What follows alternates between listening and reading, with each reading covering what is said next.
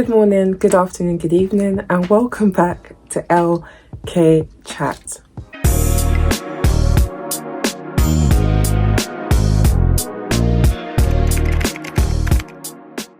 Guys, I hope I haven't been gone for too long. As you can tell by the different background, different setting, I'm back home, so I'm trying to adjust to everything. Us uni students need to continue having the conversation about the transition from coming home to uni, because it's actually hell and it's mental torture. But we'll have that conversation another time. You can tell that I'm very stressed, like I just want to be in my own space, but you know, have to wait God's timing. I will have my own apartment in about a year, because I need to fast pace this. This is like, I can't do this anymore. But anyways, by the title, Will We Ever Be Free? You can tell that obviously we're not talking about uni, and we're talking about the black communities across diasporas. To be fair, I've always wanted to have this conversation. I've always wanted to have a conversation. If you know me, you know how much I despise diasporas and things that I just feel like is so insignificant and just not actual conversations that will help evolve any of our communities whatsoever. The discourse surrounding Tyler is kind of what pushed me to want to talk about it, because I felt like both sides of the argument felt like they were being disingenuous, and felt like it's becoming extremely xenophobic on both sides. I am neutral right now.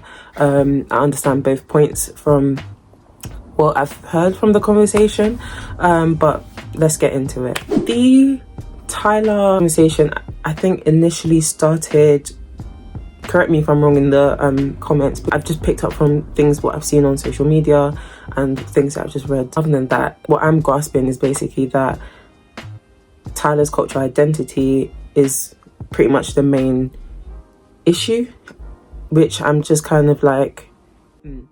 Initially, when she came to when her team was marketing to the US, okay, when you look at her, some people might think she's more racially ambiguous, some people might think she's mixed race, biracial, or she could just look like a light-skinned black woman to you. So it's just like different things when you look at her when it comes to identity. But when she obviously initially came, she identifies as coloured woman.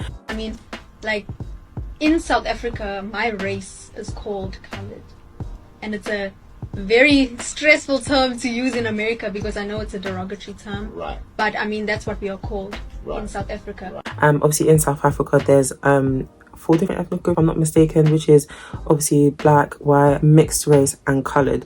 I actually learned not long ago that mixed race and coloured is not the same thing, because I thought coloured was essentially multiracial, so that kind of class as being mixed, but no, it's completely different. I'm guessing mixed is like a biracial black white parent, or you know, half essentially, but coloured was like a different kind of ethnic groups kind of meshed into like one.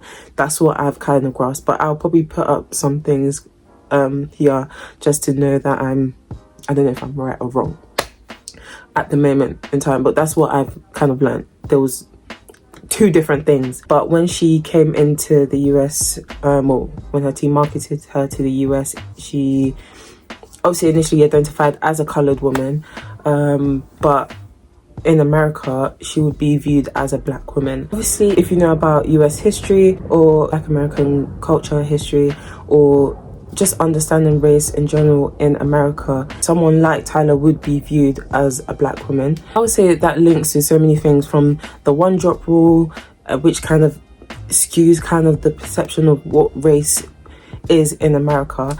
So she essentially would have been viewed as a black woman. When she initially came, she was in a lot of black spaces. She went to a lot of black media spaces, mainly black populated award shows.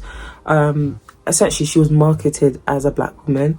And a lot of the times when she would have interviews or conversations about her identity comes up, her team might disregard it or dismiss it, which that kind of pushed an issue to Black Americans, because it's kind of like, are you black or are you just racially ambiguous? Like, what are you? And because at the end of the day, understanding from the from Black Americans' perspective is kind of like, if she's being marketed to us, she could at least essentially mentioned that she is one of us. There's been countless times where women, like essentially, for example, Rita Ora, who are racially ambiguous looking women who are marketed essentially as black, but they're not even black at all. That was kind of like a gag when I found out that Rita Ora wasn't mixed race or wasn't black, because I was just kind of like, really? Now, what are you? Are you black, white, Spanish? Everyone thinks that, though. I know I'm Albanian. I don't even know what that is. It's Eastern European. Okay. So it's like, basically, it's an Albanian person. I mean, there's a lot of us here in New York. What do you mean? We're all over the place. I thought you had some black in you when I heard that you love Tabasco sauce. Yeah, no, I might as well be. No, a lot of people think that, but you know, Because I like that. it Gets me places.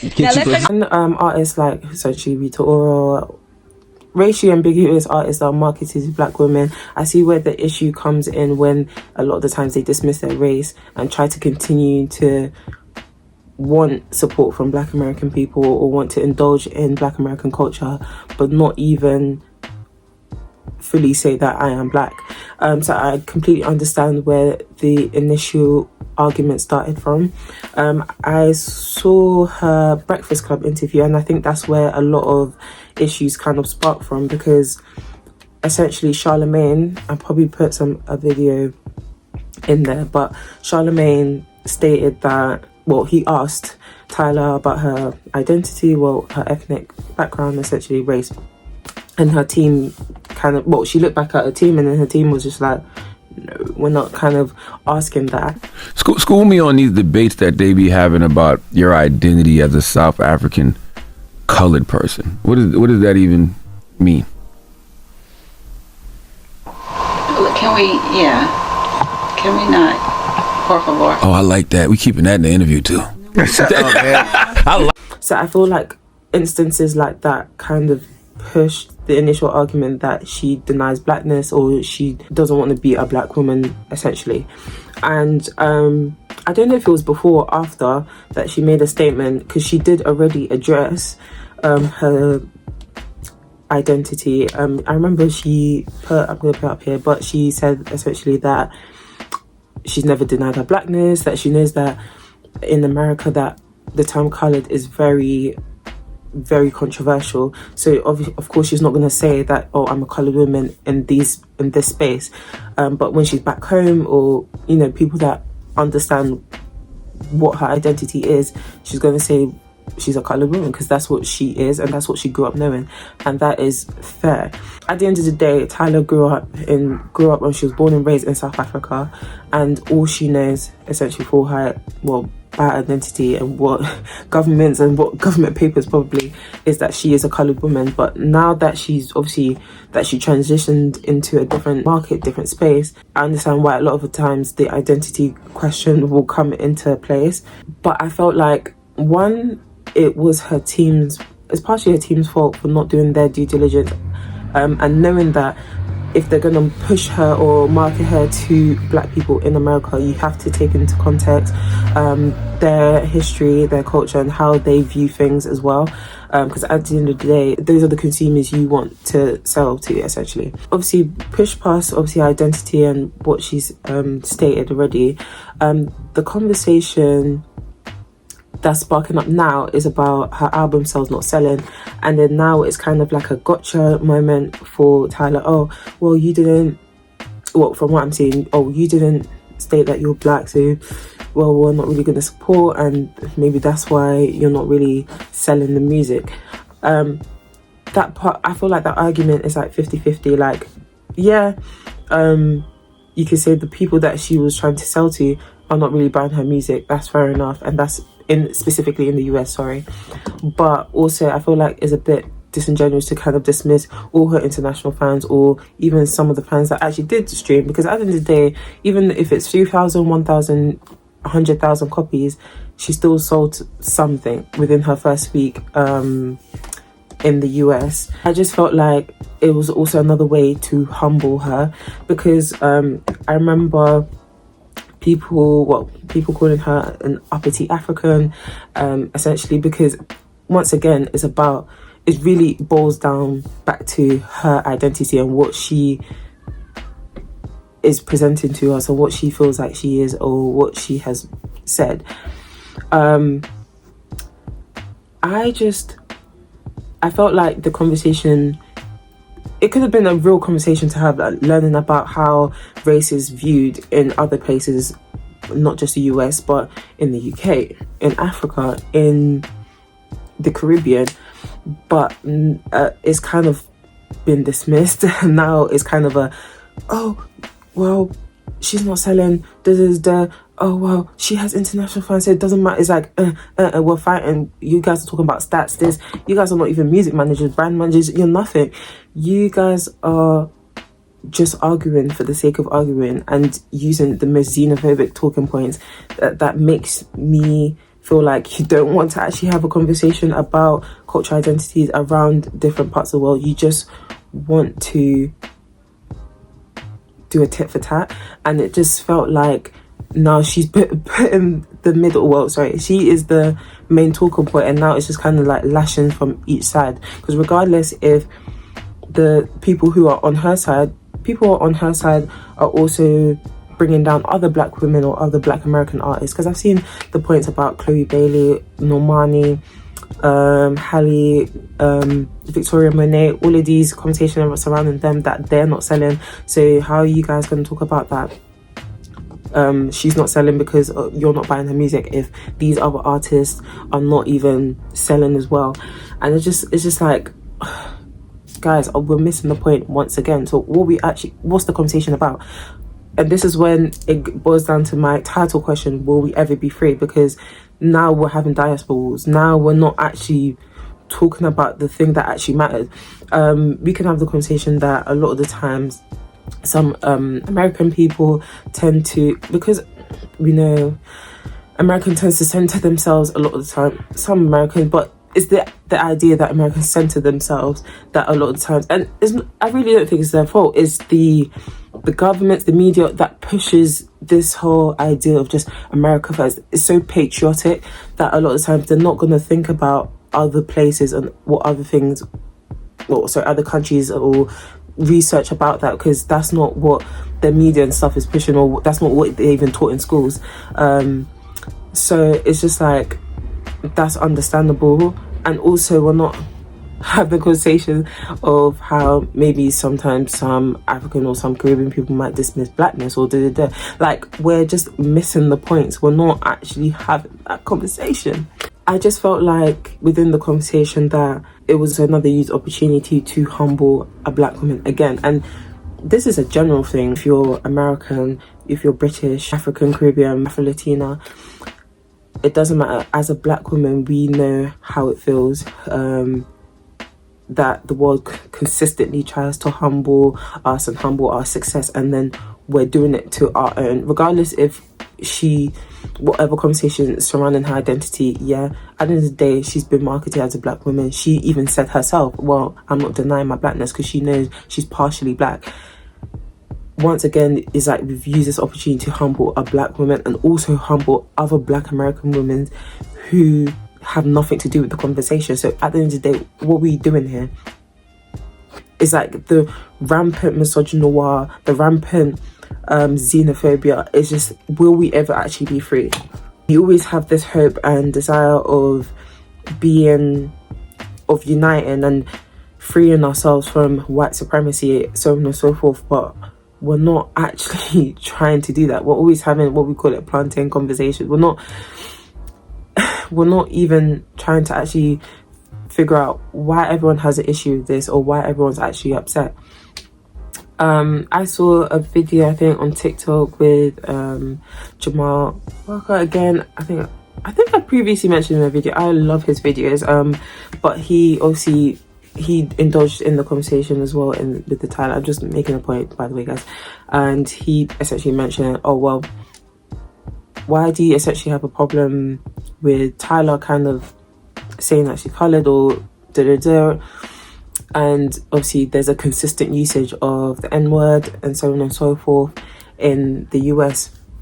And I think his point was, why can't Tyler reclaim the word coloured, which is extremely offensive, which has been used to degrade her people or even us in general, but you guys essentially can reclaim the N-word, which is, I understand that talking point is a bit of a slippery slope, because then it can make it seem like you're trying to be xenophobic, which is, I didn't get from that. It was just him trying to say both sides should be able to reclaim things that have been derogatory to them. That's what I kind of got from it, and which I agree with in a sense. And with Tyler, or what, I'm gonna have to put more articles up about the reclamation of the word coloured in South Africa in general, but it's an ethnic group, so it's really hard to make this woman dismiss her ethnic identity and then not even try to research. You know, at the end of the day, when she initially was marketed to us, she was a newer artist, she was a brand new artist, international artist, and she wouldn't deliberately jeopardize her career to put an offensive term and like kind of label herself as an offensive term, which she wouldn't do that because she said that in the statement.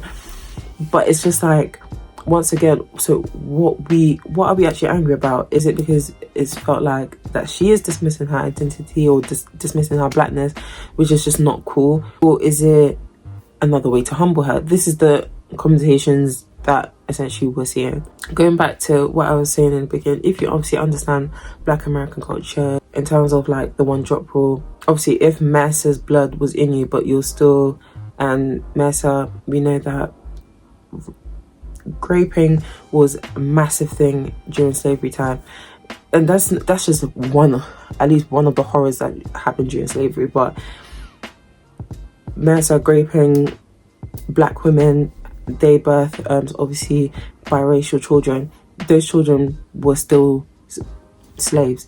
Obviously they might have not been in the field, but we see that they were doing slavery or made work in the house. I mean, it's still slavery because they weren't paid for it. Slavery regardless, to be fair, slavery regardless.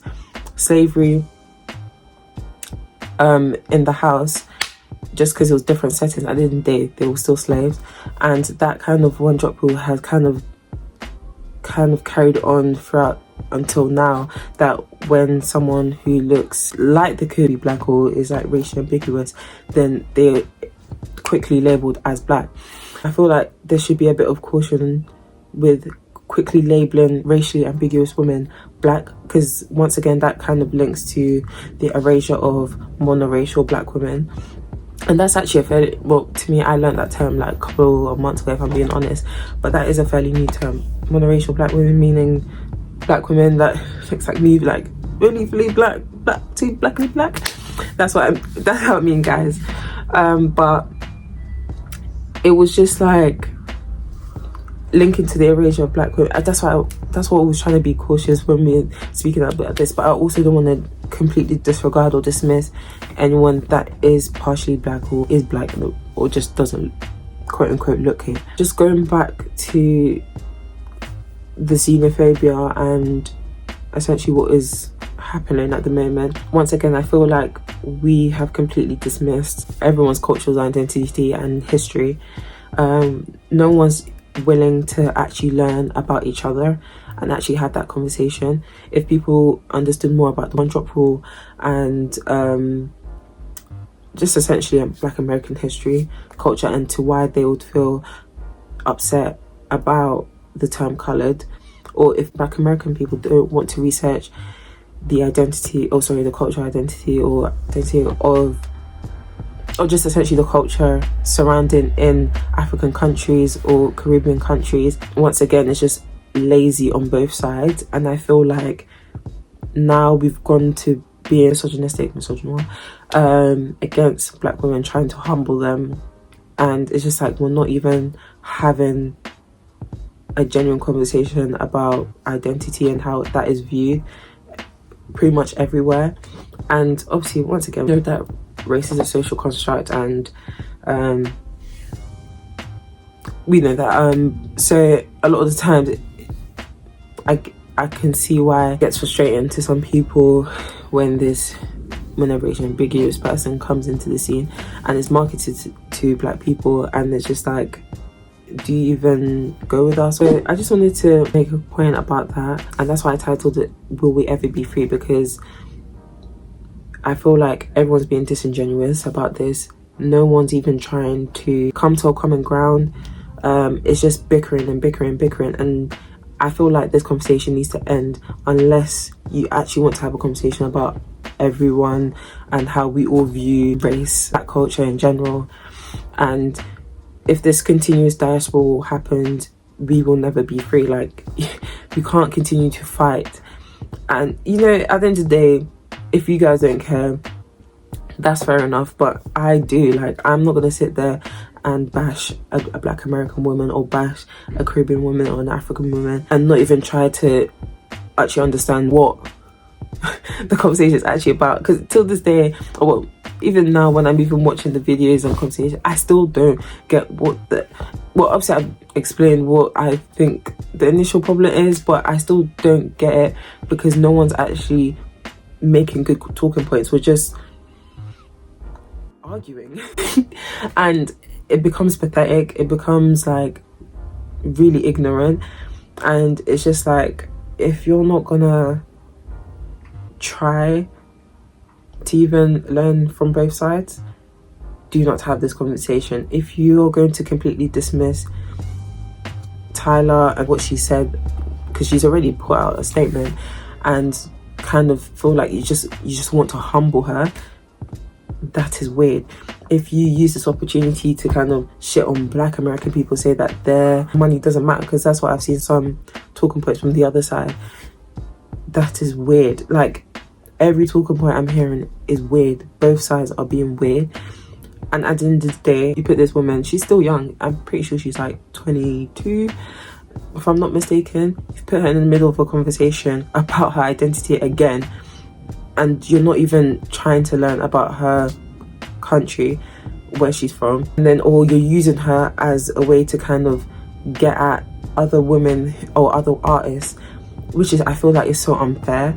And now you've got, sometimes I'm seeing on socials, sorry before I finish, but I'm seeing on socials, say if like now if Chloe or Normani or whatever, they post something, we're having people in their comments like, oh, it seems like they're not selling. Like, you guys are being weird, you guys are not being nice. And it's just like, kindness goes a long way. Like, we can actually sit down and talk just like how I'm doing and not be biased. And that's where it also comes as well, being biased and not even trying to sit down and listen to both sides. Like, it is comfortable, and I'd rather we just not have this conversation if no one's willing to actually learn about either side. So I just wanted to say that quickly, because I know everyone's having a conversation about it. I don't want to delve into the actual discourse. I just wanted to title, will we ever be free? Because it seems like at the moment, no. No one cares to try and unite, be a united front. Because at the end of the day, the people that are laughing at us arguing all the time is the ones that put us in this predicament. And if you don't care about even trying to unite with other black people, you will never be free.